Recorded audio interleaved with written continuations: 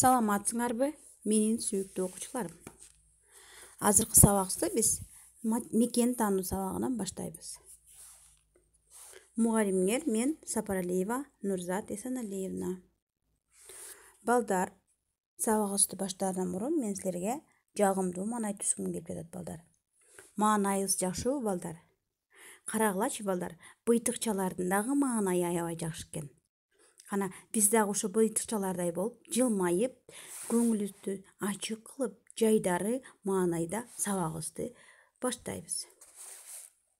Балдар, алтын эрежеге токтолуп кетебиз, тартипти сактайбыз, жолтоо болбойбуз, отуруу эрежесин сактайбыз балдар.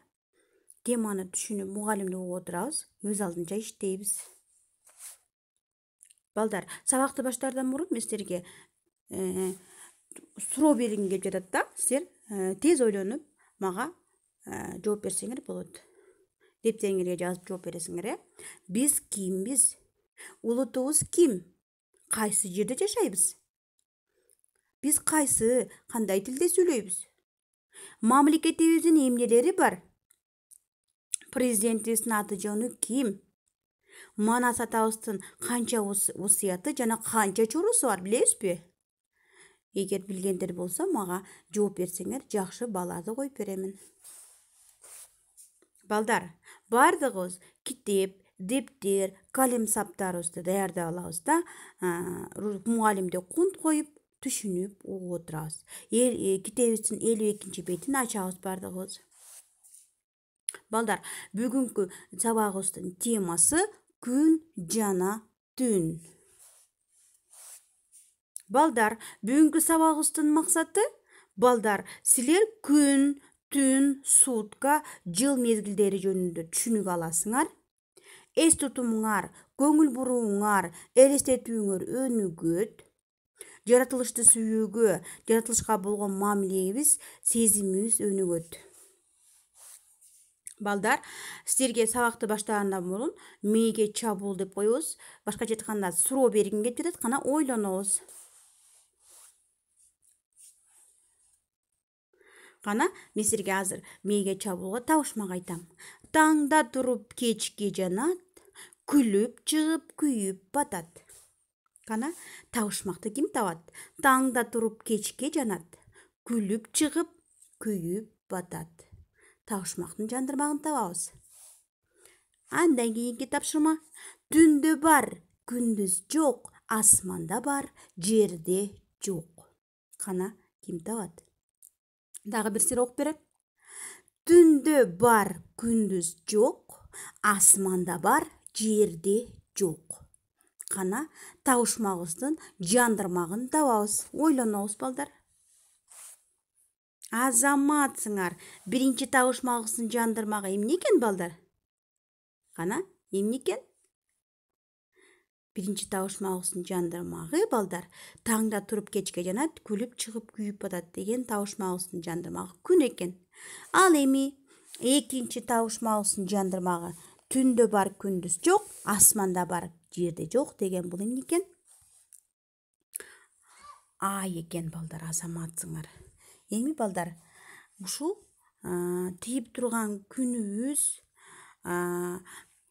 баарыбызга, адамзатка, өсүмдүктөргө, жаныбарларга күн дайыма нурун төгүп турат, балдар. Күн батканда асман, ай, жылдыздар чыгат, мынакей асман, ай, жылдыздар чыгат, кечинде күн батканда. Эми балдар, күн менен түн биригип балдар, бир сутканы түзөт экен. Демек, бир суткада 24 саат бар экен. Түшүндүңөрбү балдар? Демек, бир суткада 24 саат бар экен. Эми балдар, бир кылымда 100 жыл бар. Ал эми бир жылда 12 ай бар. Бир айда 30 күн бар, 31 күн, 28 күн дагы болот, 29 күн болот. Көбүнчө 30-31 күндөн болот, балдар. Ал эми бир жумада 7 күн бар. Бир суткада 24 саат бар экен. 1 saatта 60 минута бар екен. 1 минутада 60 секунда бар екен балдар. Демек ушуларды эмне кылабыз? Дептерибизге жазабыз дагы жаттап алабыз. Түшүнүктүү болдубу? Андан кийинки балдар, кана балдар, бир аз чарчап кеттикпи? Өйдө туруп эс алуу минутасын жасап койбойлубу? Күн түн оюну балдар. Мен азыр күн түн оюнун ойнойбуз балдар. Балдар, мен күн дегенде силер кадимкидей эмне кыласыңар? Мен күн дегенде колуңарды көтөрүп кыймыл аркылуу жүгүрөсүңөр, жүгүргөндөй болосуңар. Ары бери басып, адамдар күндүз эмне кылат? Ары бери басат, Ал эми түн дегенде жүгүрүп келип, башыбызды жерге коюп, акырын көздү жумуп уктагандай болуп калабыз, Түшүнүктүү болдубу тапшырма? Күн, түн, күн, түн, күн, түн. Азаматсыңар. Бир аз болсо дагы эмне болдук? Кичине кыймыл аракет кылып алдыкпы? Азаматсыңар. Кана ордубузга отурабыз. Эми балдар, мен силерге бир жумада 7 күн болот деп айтканмын, Ошо 7 күндүн кыргызча аталыштарын мен силерге айткым келип жатат. Биз орусчасын билебиз, Мен силерге азыр кыргызча аталыштарын айткым келип жатат. Биринчи күндү дүйшөмбү дейбиз. Экинчи күндү шейшемби дейбиз. Үчүнчү күндү шаршемби дейбиз. Төртүнчү күндү бейшемби дейбиз. Бешинчи күндү жума. Алтынчы күн ишемби. Ал эми эң акыркы 7-нчи күн, башкача айтканда базар күндү, биз эс алган күнүбүздү эмне дейт экенбиз? Жекшемби дейт экенбиз.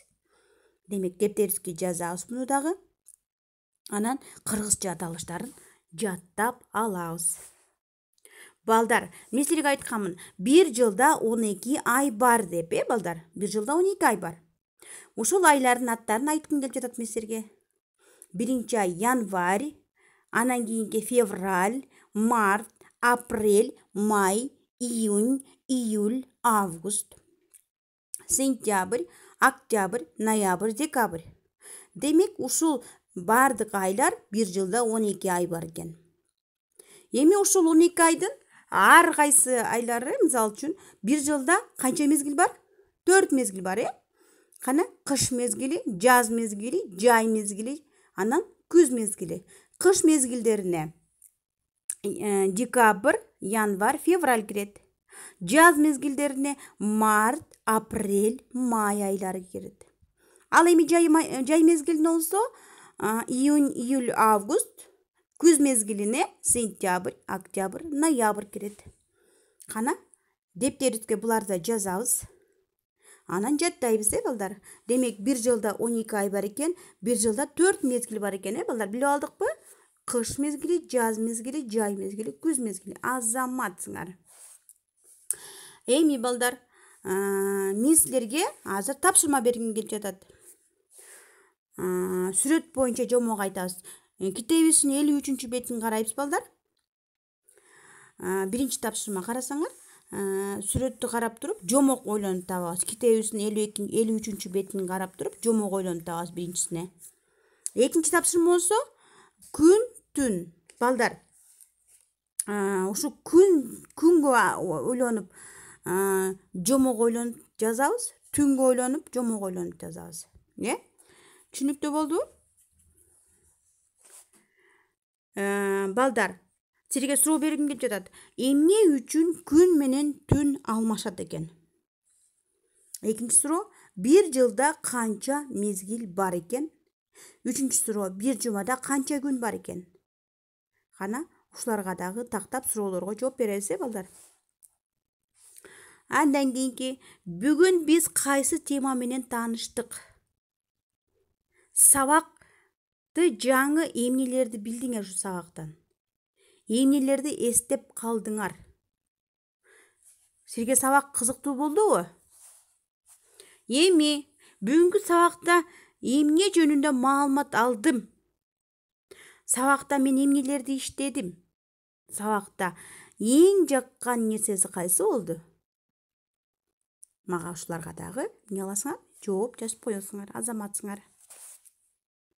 Балдар, эгерде силер бардык тапшырмаларды туура так аткарсаңар, мен силерге жакшы бааларды коем.